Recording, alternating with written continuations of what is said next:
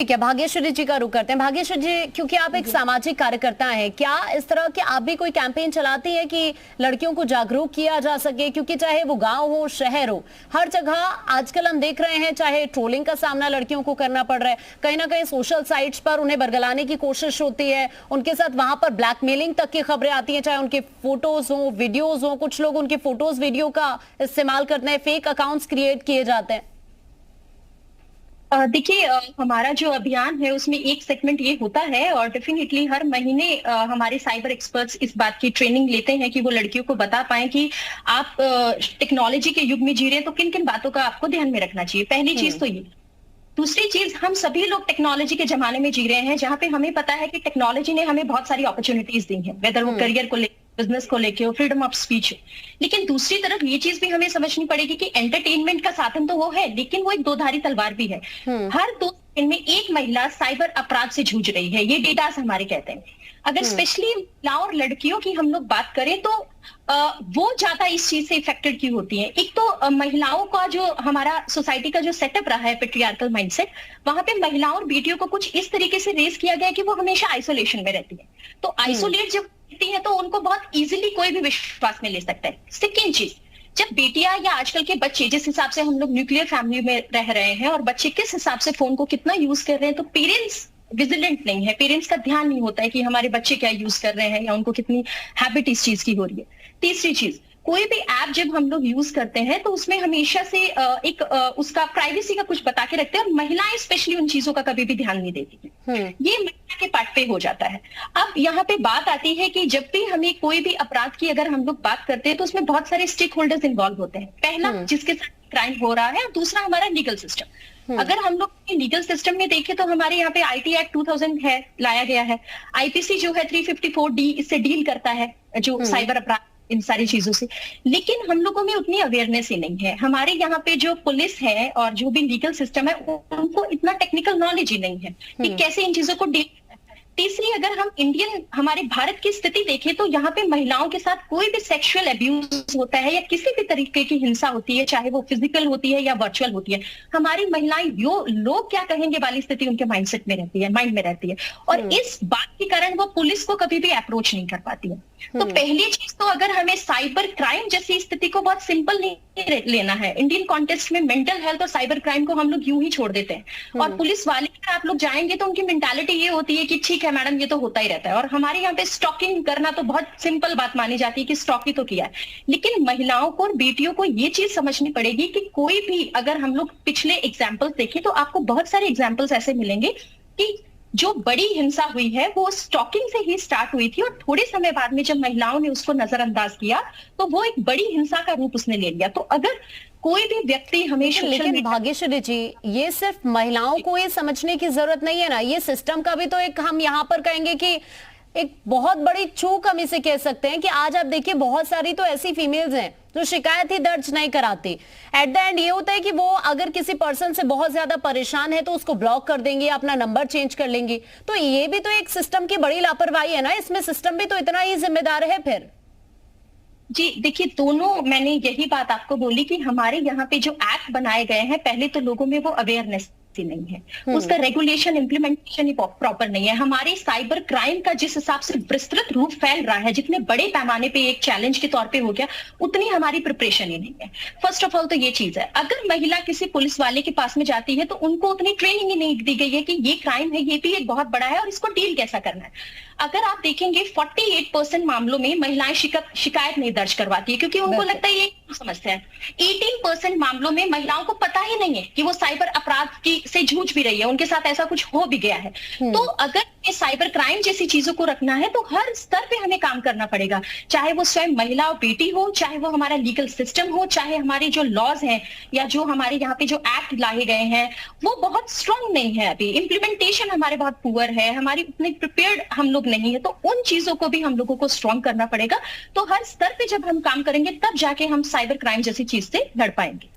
बिल्कुल, बहुत जरूरी है ये। और अब चाहे वो प्रशासन हो या फिर आम महिला हो, सभी को जरूरी है कि जितनी एक्टिवनेस है उतनी ही एक्टिवनेस इस अपराध की प्रति भी होनी चाहिए। या फिर कार्रवाई की बात आए तो प्रशासन भी उतना ही एक्टिव होना बहुत जरूरी है। मैं आपके पास वापस लौट रही हूँ। ज्योति जी, आप ही से मेरा सवाल है, क्योंकि आप कहाँ आपको कमी नजर आती है? हम कड़े कानूनों की बात भी करते हैं, हमारे देश में बेटियां ऐसे सुरक्षित हैं, आज इतने चेंजेस हो गए, लेकिन कमी आपको कहाँ नजर आती है? क्या वाकई सिस्टम की कमी नजर आती है कि आज भी कहीं ना कहीं अगर पुलिस स्टेशन एक महिला को जाना पड़ रहा है तो उसमें उसे संकोच होता है, ये टेंशन रहती है कि वहां उसकी शिकायत भी दर्ज होगी या फिर नहीं होगी, या फिर ये कहकर टाल दिया जाएगा, जैसे और केसेस में, बहुत सारे केसेस में हम देखते हैं कि इतने छोटे छोटे मामलों पर शिकायत नहीं होती? मैडम, इस बात में मैं ये कहना चाहूंगी कि हेलो। हाँ जी, सुन रही हूँ मैं, आवाज मिल रही है आपकी, बोलिए। मैडम, इस बात में हाँ जी, इस बात पे मैं ये कहना चाहूंगी कि कानून कभी ये ना कहता कि हमको आप न जानिए, कानून बना ही है हमें जानने के लिए। और इस टाइम में मुझे नहीं लगता है कि बहुत लोग पढ़े लिखे नहीं हैं या कॉलेज से अटैच नहीं है, जो फ़ोन चला सकता है वो पढ़ाई लिखाई के बारे में भी जानता होगा। प्लस कानून बना है हमें जानने के लिए। अगर कानून बना है और इस टाइप का कुछ है भी और आपके साथ इस तरीके का कोई घटना घटता है, कोई भी चीजें ऐसी होती है, तो मेरा कहना यह है कि अगर आप ही पहल नहीं करेंगे तो सिस्टम तो सो के बैठेगी ही। सिस्टम को क्या जरूरत पड़ी है? उनको तो है कि हम जिस डिपार्टमेंट में है हमें तो आराम से सोना है, कुछ नहीं, काम जितना कम रहेगा उतना हमारे लिए आराम रहेगा। तो आप पहले जागरूक होइए। अगर आपके साथ कुछ भी होता है, ये हमारे देश में, हमारे भारत में कानून बना है, तो हर जगह हमारे देश के प्रधानमंत्री या हमारे देश के जो है कि मुख्यमंत्री तो आएंगे नहीं। आपको ही इस कानून का पालन हमारे सिस्टम से करवाना है, बाय फोर्स हो या चाहे जैसे हो, आपको करवाना ही करवाना है। तो अगर ये इस टाइप का कुछ भी हो रहा है तो मैं हर लड़कियों से, उसके फैमिली वालों से या रिश्तेदारों से अपील करूंगी, या कुछ भी इस तरीके से होता है तो वो खुद जागरूक रहेंगे। तो मुझे ऐसा नहीं लगता कि सिस्टम में कोई ऐसा बैठा है जो कह दे कि मैं ये काम नहीं करूंगा। ठीक है भाग्यश्री जी, लेकिन तो आज की आपको जागरूक होने की जरूरत है। बिल्कुल भाग्यश्री जी, लेकिन आज की सिचुएशन अगर हम देखें तो ज्यादातर महिलाएं ऐसी हैं कि एक टाइम ऐसा आता है कि उन्हें या तो अपना अकाउंट ही डीएक्टिवेट करना पड़ता है, या वो प्राइवेसी जो उनकी रहती है उसको उन्हें पब्लिक ना करके प्राइवेट करना पड़ता है। तो इस सिचुएशन में क्या आपको ये लगता है कि हमें जरूरत है कि सोशल मीडिया का जो दौर इस वक्त है उसमें और ज्यादा सेफ्टी हो महिलाओं की? देखिए, बिल्कुल आपने सही कहा। जैसा मैंने कहा कि सोशल मीडिया ने हमारे लिए बहुत सारे डोर्स ओपन किए हैं जो हमारे डेवलपमेंट के लिए, चाहे वो सोसाइटी का डेवलपमेंट हो, महिला का खुद का हो या हमारे नेशन का डेवलपमेंट हो, उसके लिए बहुत जरूरी है। लेकिन कोई भी अच्छी चीज के साथ कहते हैं कि खराब चीज भी आती है, तो लोगों ने इसका दुरुपयोग बहुत आसानी से और बहुत ज्यादा मात्रा में करना स्टार्ट कर दिया। तो ये आपने बिल्कुल कहा कि जिस हिसाब से साइबर क्राइम्स बढ़ रहे हैं, जैसा मैंने कहा कि डेटा बताते हैं कि हर 2 सेकंड में एक महिला साइबर अपराध से जूझ रही है, एक महिला उसके शिकार। तो हमें बहुत ज्यादा इस और ध्यान देने की जरूरत है। और जैसा हमारे साथ ज्योति जी हैं, उन्होंने कहा कि महिलाओं को जागरूक होना चाहिए, ये एक पार्ट हो जाता है। लेकिन अगर हम थोड़ा सा इसके लीगल उसमें घुसेंगे तो जैसा मैंने बताया, हमारे यहाँ पे जो लॉज है वो स्ट्रांग नहीं है, वो बहुत स्ट्रांग लॉज नहीं है। इनका जो साइबर क्राइम से लड़ने के लिए अभी हमारे पास उतना बेहतरीन सेटअप नहीं है। अगर आप यहाँ की डेटास देखेंगे तो जितनी भी महिलाएं जो साइबर क्राइम की शिकायतें दर्ज करवाती हैं, तो अधिकतर अपराधी पकड़े ही नहीं जाते, क्योंकि साइबर क्राइम जो साइबर जो वर्ल्ड है वो इतना विस्तृत हो गया है कि अगर आप देखेंगे वो जो आईपी यूज कर रहे हैं, जो एड्रेस यूज कर रहे हैं, वो दुबई का निकल गया, तो पुलिस वहां जाना ही नहीं चाहेगी, पकड़ना ही नहीं चाहेगी। तो हमारे पास इतने एडवांस टेक्नोलॉजी नहीं है, हम लोग अभी इतने एडवांस नहीं हुए हैं। हमारी जो पुलिस है उसको हम लोगों ने वो ट्रेनिंग नहीं दी है, टेक्निकल ट्रेनिंग जो इस पार्ट पे होती है वो हमने नहीं दी है। पुलिस हमारी साइबर क्राइम को लेकर सेंसिटिव नहीं है। तो ये तो बिल्कुल सही कहा कि अगर हमें साइबर अपराध से लड़ना है तो हम लोगों को ऐसे एप्स को, सोशल मीडिया को रेगुलेट करने की जरूरत है कि हम क्या वहां पे परोस रहे हैं, क्या हम डेटा वहां पे दे रहे हैं, क्या सूचनाएं हम लोग वहां पे परोस रहे हैं। अगर आप सोशल मीडिया पे आप जाएंगी और स्क्रॉल करेंगी तो आपको पता चलेगा कि कुछ भी है, कुछ भी अश्लीलता परोसी जा रही है, कुछ भी चीजें दिखाई जा रही है, तो वो रेगुलेट नहीं है। तो अगर हमें साइबर क्राइम से महिलाओं को बचाना है तो ये तो एक बात ज्योति जी ने बिल्कुल सही की कि अवेयरनेस बहुत जरूरी है।